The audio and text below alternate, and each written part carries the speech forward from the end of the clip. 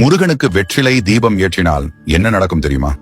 நெய் தீபம், எலுமிச்சை தீபம் போன்ற தீபங்களை ஏற்றுவதோடு முருகனுக்கு மிகவும் பிடித்த வெற்றிலை தீபத்தை தொடர்ச்சியாக 9 வாரங்கள் ஏற்ற வேண்டும்.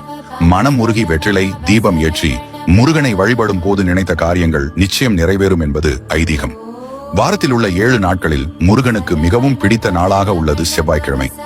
இந்த நாளில் வெற்றிலை தீபம் ஏற்றுவது நல்லது. செவ்வாய் ஹேரையில் விளக்கு ஏற்ற வேண்டும். அதாவது காலை 6 மணியிலிருந்து 7 மணி வரையும், மதியம் 1 மணியிலிருந்து 2 மணி வரையும், மாலையில் 6 மணி முதல் 7 மணி வரை விளக்கேற்றுவது நல்லது. வெற்றிலை தீபம் ஏற்றுவதற்கு முன்பாக பூஜை அறையை நன்றாக துடைத்து சுத்தம் செய்துவிட வேண்டும். அதன் பிறகு முருகன் படத்திற்கு மஞ்சள் குங்குமம் இட்டு பூ அணிவித்து அலங்கரிக்க வேண்டும். பின்னர் 6 வெற்றிலையை நன்கு சுத்தம் செய்து மஞ்சள் குங்குமிட வேண்டும். ஒரு தட்டில் வெற்றிலைகள் அனைத்தையும் மயில் தொகை போல் விரித்து வைத்து அதன் மேல் அகல் விளக்கை வைத்து நல்லெண்ணெய் ஊற்றி தீபம் ஏற்ற வேண்டும். இவ்வாறு நீங்கள் தொடர்ந்து 9 வாரங்கள் ஏற்றி வந்தால் உங்கள் வேண்டுதல்கள் நிறைவேறும்.